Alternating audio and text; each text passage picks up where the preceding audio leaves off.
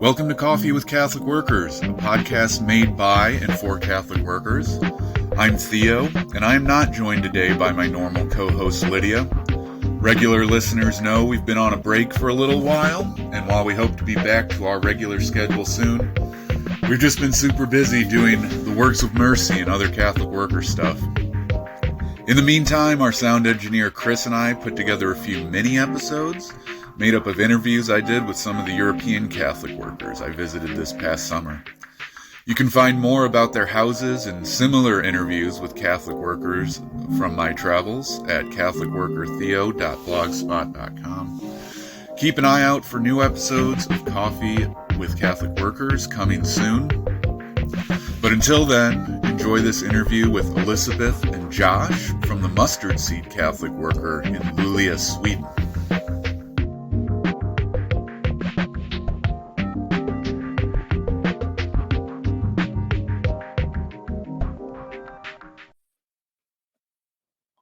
All right. Well, Josh and Elisabeth, welcome to Coffee with Catholic Workers. We're missing our normal friend Lydia this week. She had a Works of Mercy emergency. We've all been there. But I'm really appreciative that you all are willing to take the time to talk with me, coming all the way from Sweden up there. Yeah. Normally, we like to start by asking our guests, tell us about your Catholic worker journey. How did you come to the movement and find your way to your Catholic worker house there? And then if you want to tell us also about the work you're doing and what happens way up there in Luleå, Sweden, that would be great too. And you can argue over who goes first. Well, I guess Josh found it first, so you can start. No, maybe you found it at the folk school. I'll start. Okay. Yeah. Well, my journey, I guess, I'll start with the military part. I think that's kind of where the fork in the road started, and I was deployed to Iraq. I was in the Army Reserve. So 2005, 2006, I was in Baghdad, and basically came to a point where I didn't see how I could continue to do this military thing and also be a follower of Jesus. And I had been leading up to Iraq. I guess I had obviously started questioning a lot. My recruiter, of course, said when I went into the military that I would, if I was a student, I would not be deployed, because they want to prioritize students and their studies. So, but obviously that was a lie, and I was deployed, and so all this became very real. And I had a friend as we were preparing for deployment who was actively refusing to obey orders, and he was refusing to carry a weapon, and he was refusing to participate in trainings, and eventually we got to know one another, and we started talking a lot about that. He was a Christian as well, and basically because of his faith and his belief in the Sermon on the Mount and the teachings of enemy love, he decided he wasn't going to do violence anymore. And that really kind of challenged me. And so that's kind of where it started. During Iraq, these kind of doubts became even more real. And when I came back from Iraq, I was kind of looking for something else of meaning, and eventually stumbled upon the Catholic Worker through some friends. There was some folks that were moving into the Northeast, Kansas City, and they were looking for folks to come and help them out starting this community. And at the time I didn't know what a Catholic worker community was, but I was interested in what they were doing because they were kind of leaving this comfortable suburban lifestyle, I guess, and moving into a tough neighborhood and that kind of to live with the marginalized and poor and to practice works of mercy, and that kind of inspired me. And so I started going there to volunteer passing out sack lunches, and eventually moved in there after a couple of years.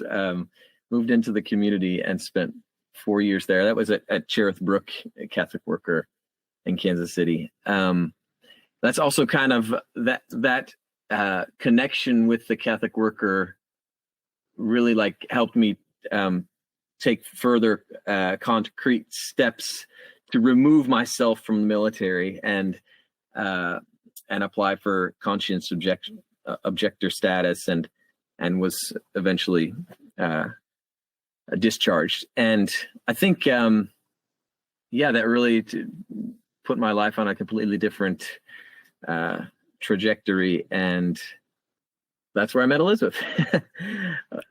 So maybe you can share now. So I grew up here in Sweden, and my dad's he's a Mennonite from Kansas, and my mom's from here. And when I was 20, I went to a Bible school here in Sweden where the focus was on environment and justice issues, theology around these issues. And I remember we read the Irresistible Revolution during this year, and that made an impact on me. And at the end of the year, we were going to do a train ride with the class to visit some intentional Christians communities in Europe. And we visited two. We visited the Bruderhof community in northern Germany, and we visited the Catholic worker in Hamburg, Bread and Roses. And so that was my first real meeting with the Catholic worker. And I think for my whole class, we were 9 young people. It was really inspiring to meet these Catholic workers. And several of us actually joined a Christian community after this. 2 of us actually joined a Catholic worker. So I had decided after this that I wanted to try out the Catholic worker for a year. And I was going to make my last, my plan was to make my last flight to go to Kansas and get to know my grandpa a little better. He was getting old. And then also try out living in the Catholic worker house, because I knew there were more in the United States. And my cousin told me about Cherith Brook because she had met them at a protest, and she said they're good people. So I contacted the Cherith Brook Catholic worker, and I got to do an internship there. And then my plan was to stay just 1 year, and then I met Josh, and he kind of changed my plans a little bit. So I ended up staying 3 years, and then we got married. Yeah, and then we moved to Sweden, and we didn't start a community here right away. We waited, after three years, I guess. I don't think our plan was really. We didn't know if we were gonna stay here, if going back to Kansas City, or Yeah. We didn't really have the intention of starting a community in Luleå. We didn't really know how long we were going to be here. And so I think it kind of just, one thing led to another, and this longing for community and justice, practicing our faith in concrete ways, and doing the works of mercy that we were so used to doing in Kansas City. And I think that became something that we really missed in Luleå. And I think we knew, even when we got married, that we wanted to keep living as Catholic workers, but we didn't know how or where at the time. So then begins the story of the Mustard Seed community in Luleå, and I think we'd lived here 3 years. No, 7. No, before we started the in Luleå, you mean? And it was kind of just this longing that we had, and it was when Elizabeth was still going to school to be a nurse, and we started to meet a lot of homeless Roma people that were in Luleå. There was a kind of this wave of homeless Romanians that started to show up all over the streets of Sweden, not just Luleå. And this was like the first year we were in Sweden, and we started to get to know a few of them, and they're like, we need a place to take a shower, and do you know of a place? And so we started a conversation with our church. We started going to this EFS Lutheran church, and we got permission to start this community meal every Tuesday, and we got to use the shower in the basement, and so we invited them, and they came and they cooked their first meal for us. They cooked ciorba, this Romanian soup, and then we just kept meeting every week, and they would come and take a shower, and then it just kind of built, and we started a clothing closet, and then other people came, and this community meal just evolved. And from that, I think we were missing more like, what do we call this? What are we doing? We wanted to call it, in Catholic worker terms, like we're practicing the works of mercy, and we're practicing nonviolence, and we're inspired by the Catholic worker movement, but people don't really relate so much to the Catholic worker in most of Sweden. It's not really a movement that's had a lot of influence.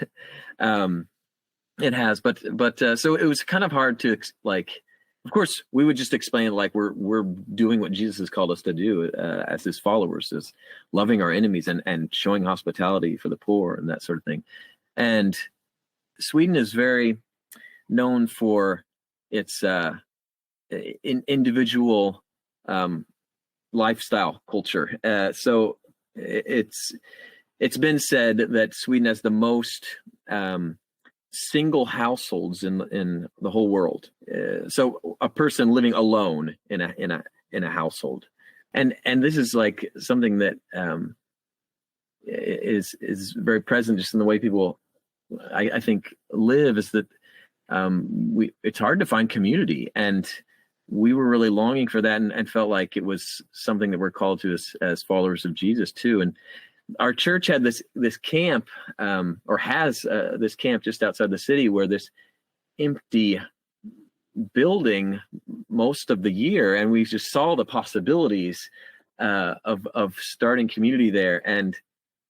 We're here now, but it was empty most of the year for when we first came to Luleå, and so we just started dreaming about it, I guess, and then it came to a point where we wrote our ideas down, and we called it an experiment. The mustard seed was just a in the beginning, it was just a name that we came up with because we needed a name. And so we presented this document to the board of the church, and we're like, we were wondering if we could experiment with Christian community at Sundet camp and living together, practicing hospitality and sharing our belongings and that sort of thing. And it took them a while before they gave us an answer, but finally we got a 1-year contract. We got to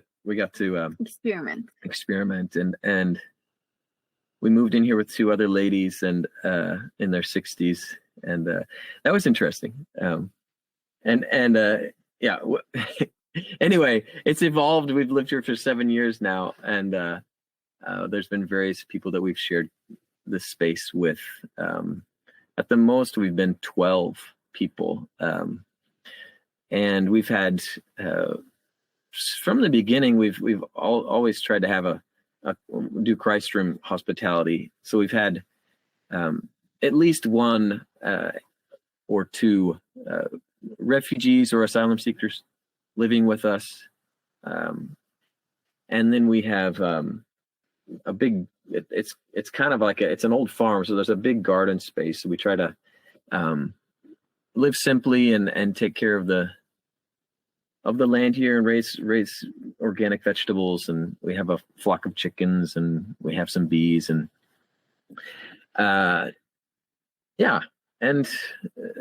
we try to practice peace. I think that's also been something that I've really had a passion for since because of my background in the military. But I remember when our first year we were here, they were having a protest in the city, and there was passing out flyers about NATO, and I was like, "What, NATO in Sweden?" I was really surprised, but Sweden has a very close. And now Sweden, full in, has applied for NATO membership. But for many years, Sweden has had a very close relationship with NATO, and it's been a host nation. So in Luleå, there's these NATO trainings.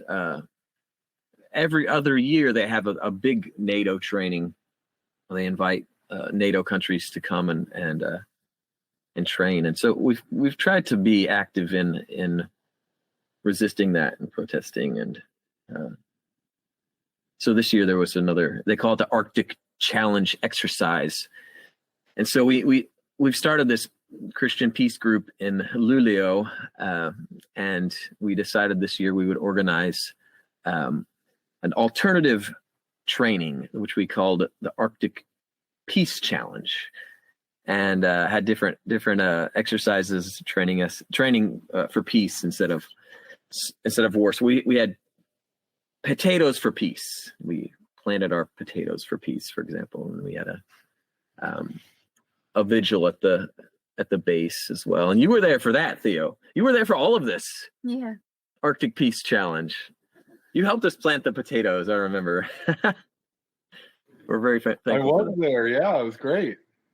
So yeah, that's a little bit about the mustard seed, I guess.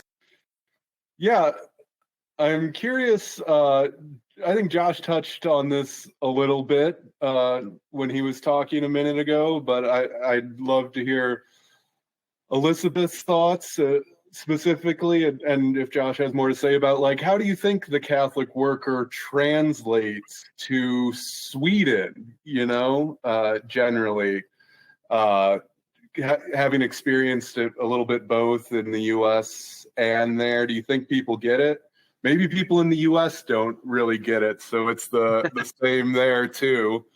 So yeah, how do you think it translates to that context? There are not a lot of Catholics in Sweden. There are a few, but the Lutheran Church is dominant, and so I think we haven't really called ourselves a Catholic worker because I think we thought it would be confusing in our context.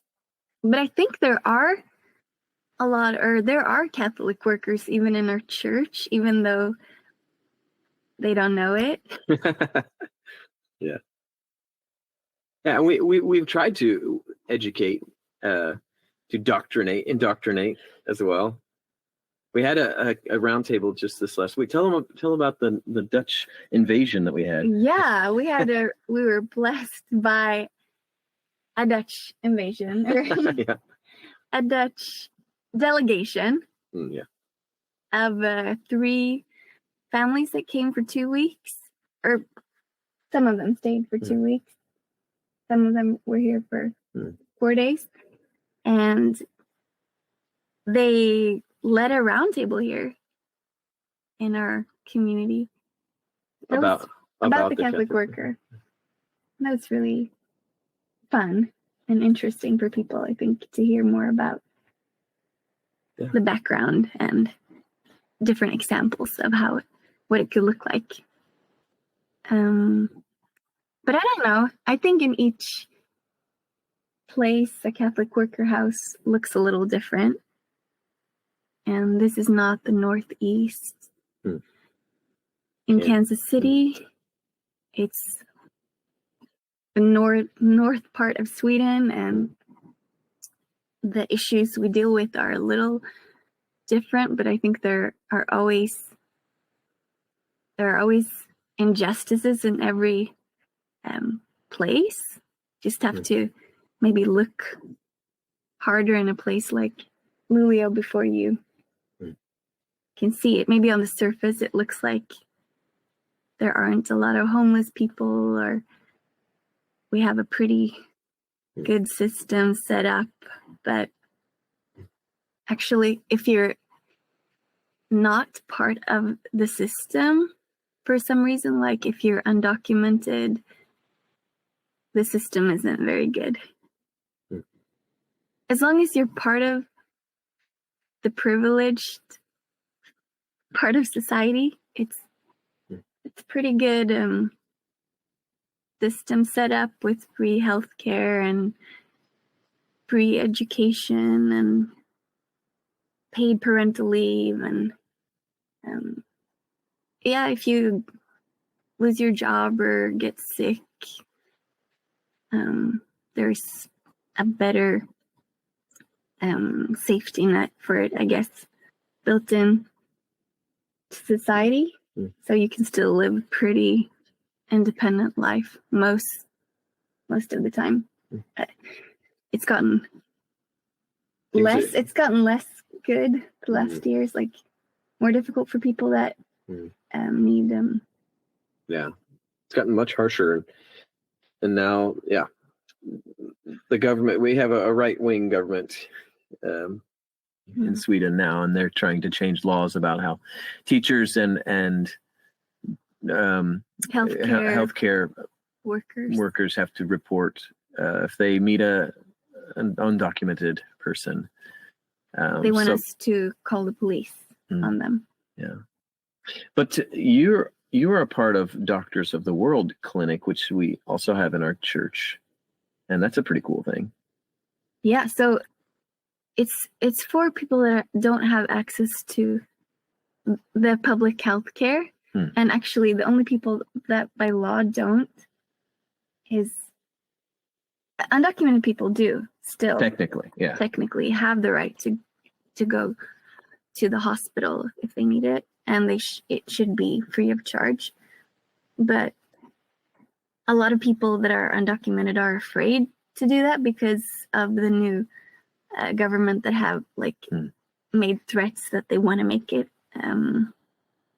so that healthcare personnel report them. They don't yet, but they want to do that.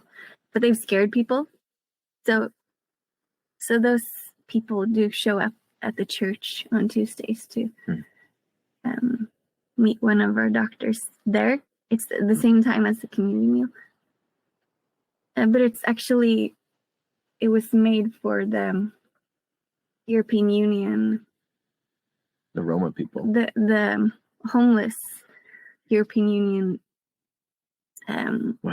migrants that don't have European health insurance card, like the poor European Union people. Those are really the only people that are not covered by healthcare. There's definitely injustice here too, and like Josh was talking about the military. There's a lot of international trainings here in our city even, and not too much piecework going on. So we definitely need help with that. Yeah.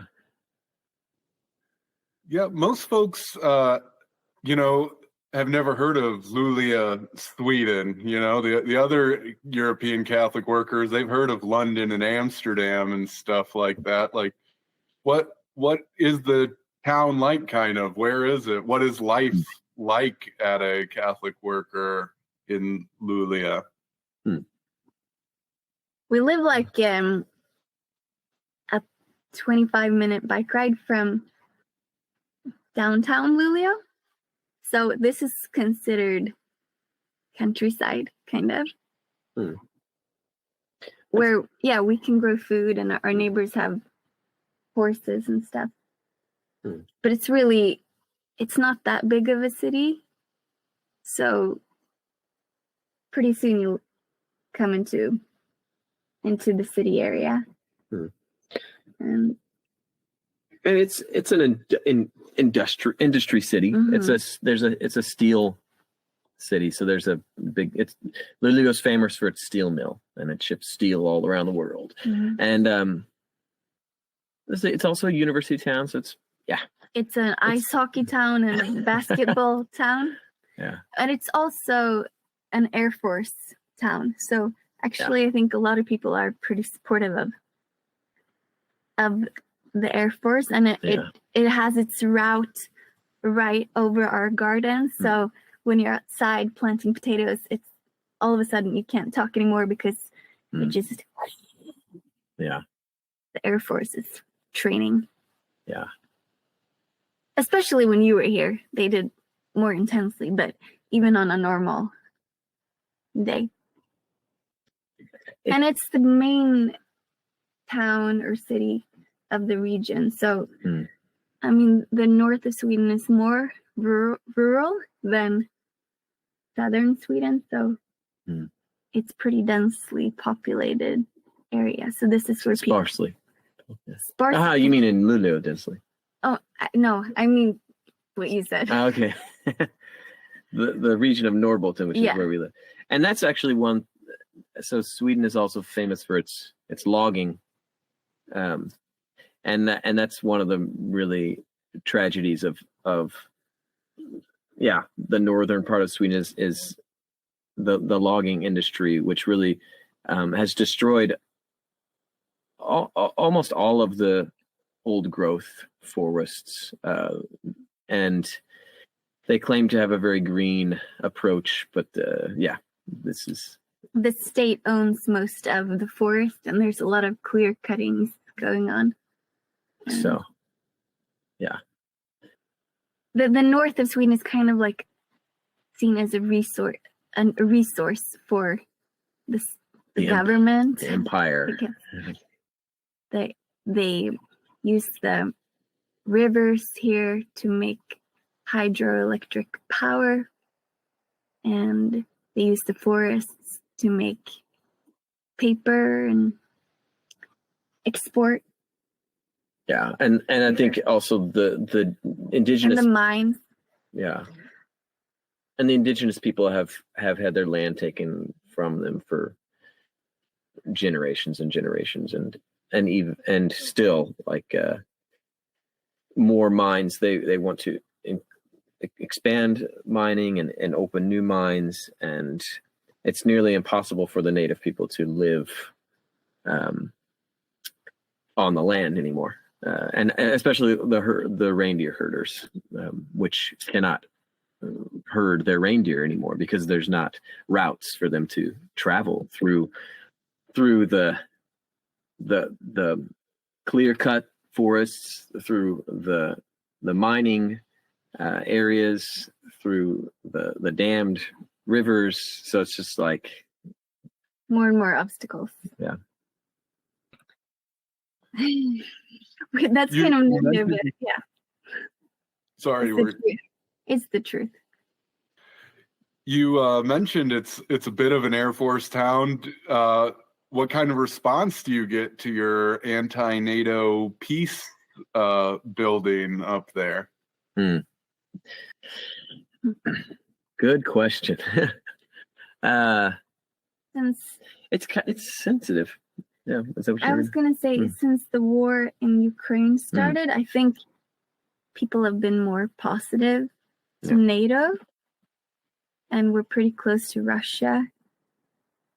And so I think a lot of people are worried about the threat coming from Russia, and maybe think that joining NATO would make us safer. I think, that's what when we talk to people, I think that it's changed a little the last few years. Yeah. When you were here, Theo, there was our peace group. We organized this Arctic Peace Challenge, and we informed the media. So they actually wrote about it in the newspaper, and the editor for the newspaper, the head editor, wrote about our peace action as complete foolishness. And he said, the peace movement has lost its wits, basically. And he said, peace requires force, a total control over violence. And so it was nice because I got to respond to his comments. But I think that's pretty. I mean, there are definitely other peace folks in Luleå, but it's few, and I think it's been harder to get people like motivated to come to our peace gatherings. So on the other hand, I think this war has also made some people more eager to work for peace. That's true. Yeah. I think that the ones that are committed to peace find a more urgency about doing something. But I think I think for us, we connected a lot to our faith and our church community. We try to really challenge our congregation to rethink, like, what does it mean to follow Jesus' words about loving our enemies, not using violence against another person. And when I read the Bible, I think it's very clear that NATO, in many, many ways, goes against the teachings of Jesus. And so I think that's a question we try to raise a lot in our church community. And some people like it, some people don't. Most people, I don't know. That's I think maybe we're sometimes the gnat that's bothering, but I'm thankful that our congregation still welcomes us, and I think in also many people see that it is relevant. I think because the Lutheran tradition where we are in right now, it has such close history with, it's been hand in hand with the government for so many centuries that the theology is not pacifist one, because it hasn't been possible to bite the hand that feeds you. But I think, people still read the gospel, and I think it's still challenging to think about what the Sermon on the Mount and the teachings of Jesus actually mean today. Like, how can we take them seriously? And then now the Lutheran Church is not a state church anymore, so it should be able to think more freely. We would hope so, at least. Right? Yeah. You all have like a decently close relationship with that church, right? You kind of rent your hospitality space from them and serve your community meals out of the church. How's that relationship been? Not every Catholic worker works that closely with like an official religious institution like that. Yeah. We don't even have to rent the hospitality space. We are just for the Tuesday meals. For the Tuesday meals. I mean, they just lend out the serving space for that. We're members of the church, and other people in the congregation also help out with those Tuesdays and have gotten involved, and also other people from other churches and people that are not involved in any church too. It's a pretty mixed group of volunteers, I guess.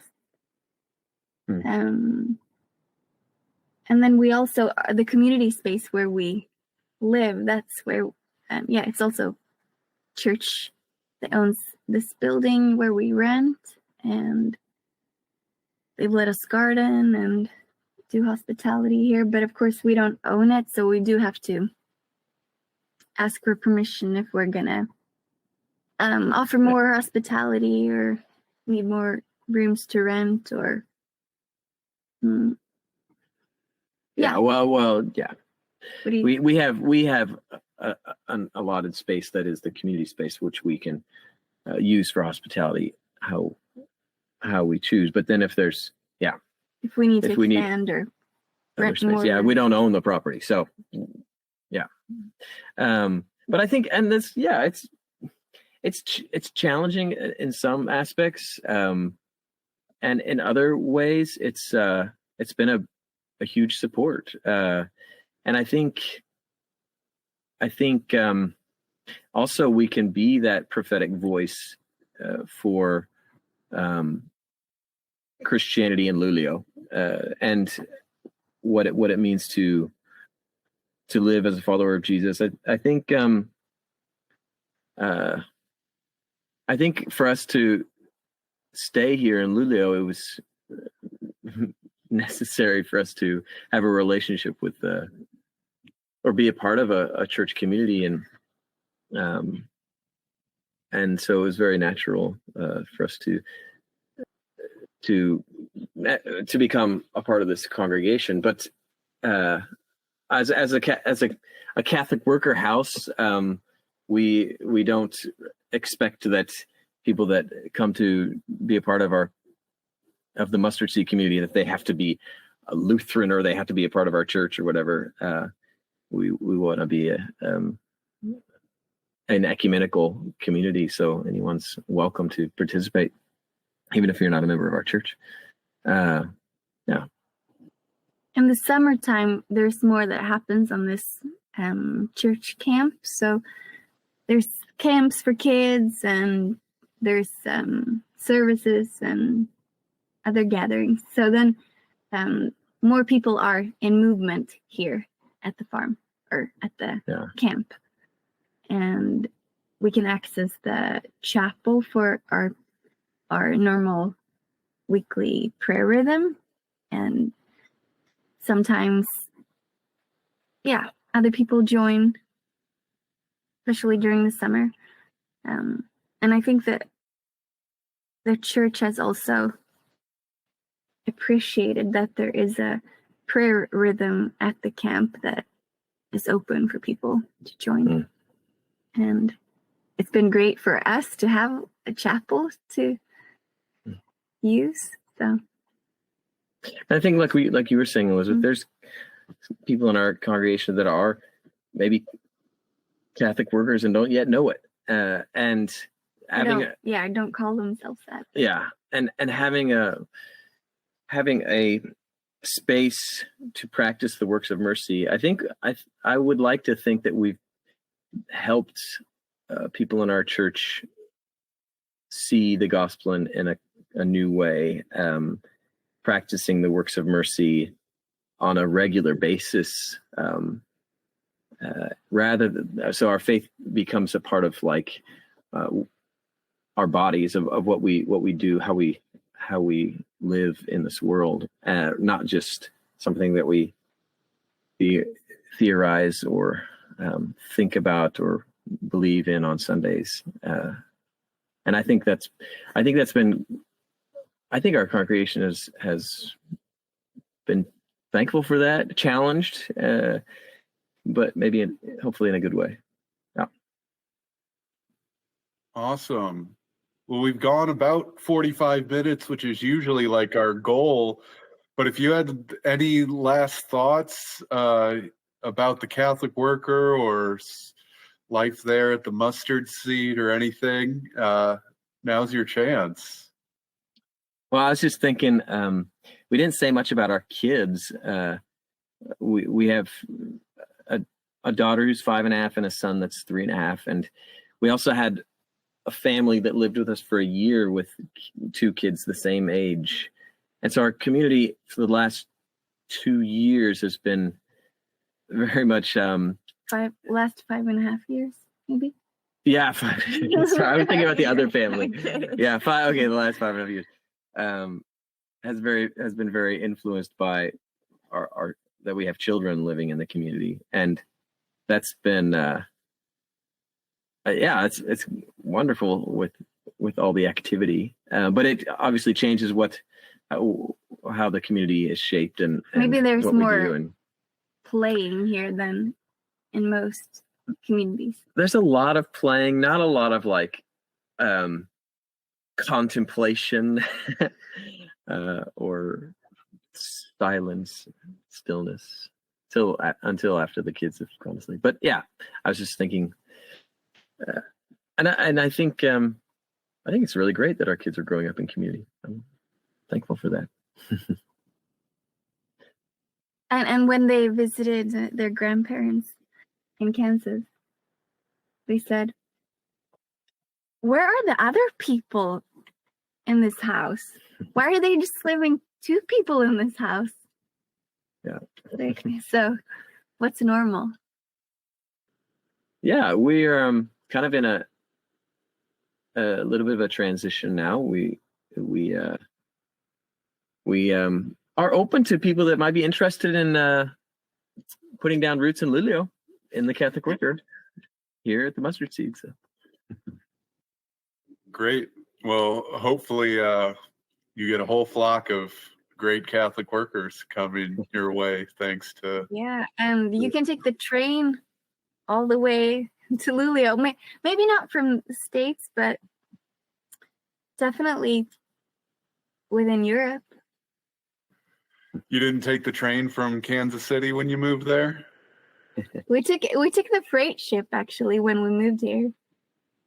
But that took a while and it required some flexibility. How long did it take? What was that like? Took 10 days on the ocean. Mm-hmm. And we took the train around Europe for a while too. So I guess we were kind of like you that summer. We were traveling the whole summer, about 2.5 months, I guess. Awesome. Well, thanks for taking the time to talk to me and being willing to be on Coffee with Catholic Workers. Mm-hmm. Yeah. Thanks for asking us. And thanks for coming to visit. Yeah, it was really great to have you here. And I have a little bit more connection to the movement in the States. I hear that it's Sugar Creek soon, and man, that would be really fun to be a part of. You should say hello to people from us. I don't know. You can say hello right now if you want to shout any of your favorite people out. You don't have Oh to. gosh. Oh no, I don't know if I should single anyone out. But I've had a lot of fun at Sugar Creek before, so yeah, I miss it. And we also really enjoyed our visitors from the Netherlands. We got to feel like we were connected to the European Catholic worker for a couple of weeks, and that was really nice. Yeah.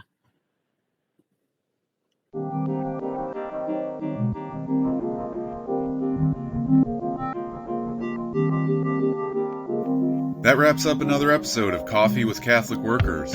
If you'd like to reach out to us with comments, suggestions, clarification of thought, you can email us at coffeewithcatholicworkers@gmail.com. We'd like to thank our Catholic worker audio engineer Chris, as well as David Hayes for our music and Becky McIntyre for our graphic. Thanks for joining us again for some clarification of thought. We hope today's conversation has been enlightening, and maybe even that you're encouraged to go out and help build a world where it's easier to be good.